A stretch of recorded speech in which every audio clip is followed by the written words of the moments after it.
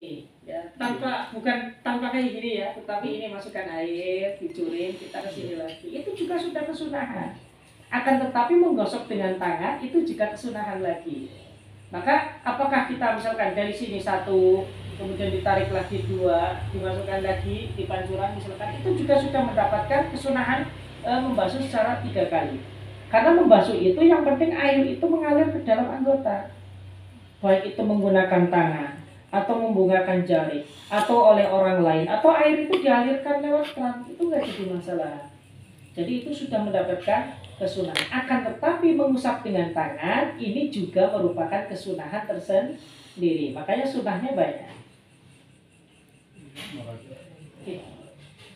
Mungkin maksudnya tadi Pak Eko itu taslisnya itu satu persatu gitu. Ya satu dulu 3 kali.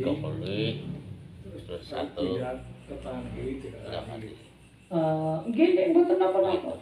Enggak apa-apa itu enggak apa-apa. Kalau yang selang-seling sama saja. Selang-seling juga tidak jadi masalah karena itu selagi itu masih dalam keadaannya. Karena kan tayamun itu kan sunnah, mendahulukan anggota kanan itu sudah secara berurutan. Selang-seling nggak jadi masalah. Selagi selang-selingnya di antara tangan, jangan sampai setelah tangan masuk lagi ke anggota yang lain balik lagi ke tangan. Itu tidak, itu nanti namanya sudah buat mualah. Maka kesunahan itu hilang ketika tidak ada mualah. Berarti sama Pak Eko. Salah. Baik selang-seling maupun sama ya. Sekali, yang kanan dulu 3 kali, Iya. terus kiri 3 kali. Biasanya Terus ada yang selang-seling. Ini. 3 kali. Kan dulu ya. Iya. Itu kan ada yang begini, yang 3 kali langsung kayak gini.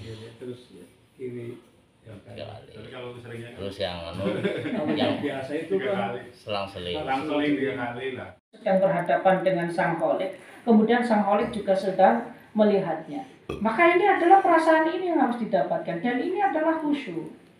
Nah ini adalah standarnya itu sebenarnya di sini. Makanya ketika mau mengambil rusa atau mengambil azimah itu di antara kedua tersebut yang paling mendekatkan kepada khusyuan itu mana? Itu standarnya. Jadi bahasa Banyumasnya sing enjoy sing mana gitu. Nah, enjoy. Tapi saya juga pernah ada kayak gitu. Enjoy. Jawabannya sebenarnya sederhana. Kalau perjalanan ziarah itu kan diatur oleh panitia dan kita bisa mengatur perjalanan. Ya gampang kali pas lagi mandek ini karo madam, karo istirahat. Jadi saya kira itu penjelasan yang sederhana. Kalau ini penjelasan akademisnya, tapi penjelasan sederhananya itu jadi begitu. Barangkali panitia itu memilih itu lalu kamu mendek karo madang karo masuk. Iya itu. Terus ini tadi berandai lagi tadi, karena tadi keluarnya sesuatu dari apa namanya tadi? Dua jalur ya. Jalur depan, jalur belakang ini. Jalur alami. Alami yang depan dan belakang. Berarti kalau keluarnya darah itu langsung dari ini bukan itu tidak batal. Iya, tidak membatalkan wudhu. Tidak membatalkan wudhu. Misalkan karena diinfus atau karena disuntik, kemudian keluar darah itu tidak membatalkan wudhu. Ya. Kemudian tadi yang penyakit yang karena penyakit basur atau pasir ya. Pasir. Memang ini agak sulit kalau yang mempunyai penyakit wasir ini kan kadang-kadang kalau pas kumat itu dia kan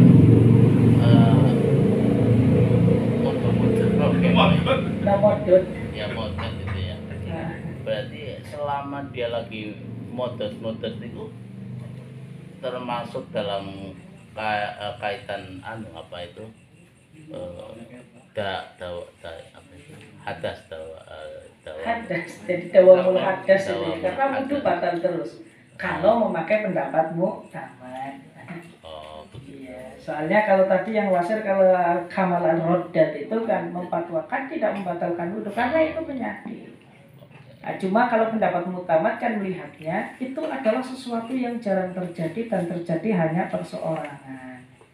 Nah, melihatnya itu, maka sesuatu yang terjadi perseorangan itu tidak bisa menganulir sebuah ketetapan hukum yang bersifat umum. Oke. Kalau menurut madhab Malik, ya enggak, pokoknya segala sesuatu yang sudah keluar dari tataran umum itu ya berarti tidak membatalkan. Oh iya. Memang tadi ada keterangan yang agak sedikit spesifik di sini, bahkan diibaratkan ada mungkin kan penyakit cacingan ya. Nggih, cacingan. Kita juga tidak tahu tadi cacingnya metu ndase kaya apa kan orang ngerti. Ya, jadi kalau ini misalkan masuk dalam kriteria syak atau ragu-ragu ya berarti ya tidak batal. Tidak batal. Ya. Kemudian yang kedua itu zawalul akli. Untuk terkait dengan hilangnya akal ini memang dalam keterangan ini itu memang agak satu berbau fisik, tetapi juga ada ini berbau yang tidak fisik, artinya hilangnya akal ini. Dari keterangan ini kan ayat tamyizin, jadi dimaknai sebagai tamyiz ya. Tamyiz itu adalah suatu kondisi di mana kita masih bisa membedakan antara baik dan buruk ya. Ini yang paling mudah itu. Tapi kalau yang tadi paling detail itu ya tadi ketika anggota tubuh kita termasuk adalah pancara indera kita berfungsi dengan normal, maka ketika dia itu bersentuhan dengan sesuatu, maka secara otomatis kita akan mendapatkan pengetahuan. Bisa merasakan secara indrawi ya. Jadi ini ilmu secara a priori, bukan.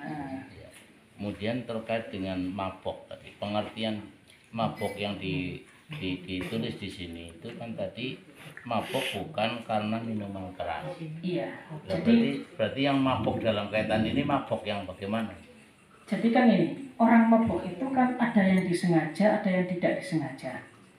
Maka ketika dalam bahasa fikih itu tidak dikatakan, misalkan ada bisakrin, maka itu pasti tafsirannya adalah ghairu muta'addin. Ketika indal itlaq itu maksudnya tidak dikoyiti, maka maksudnya adalah mabuk yang tidak ada unsur kesengajaan. Ya, faktornya kan banyak misalkan. Ketika ada orang yang tidak tahan dengan bau, karena sensitif dengan bau sama sekali, maka dia itu ketika mencium bau itu ya puyeng. Nah ketika puyeng dia itu bisa saja pingsan. Oh, artinya seperti mabuk darat, mabuk laut, mabuk itu juga bisa. Ini masuk dalam kriteria mabuk ini. Nah, Epilepsi termasuk Epilepsi. ya itu kayaknya itu. Ayan itu maksudnya ihma itu. Muhma itu epilepsi itu lebih dekat kepada muhma alaih. Pingsan. Itu ya, itu epilepsi itu lebih masuk kepada muhma alaih. Itu juga orang ayan itu juga termasuk kan tidak bisa mengontrol diri ya, karena itu refleks itu. Ya kalau misalnya tadi mabuk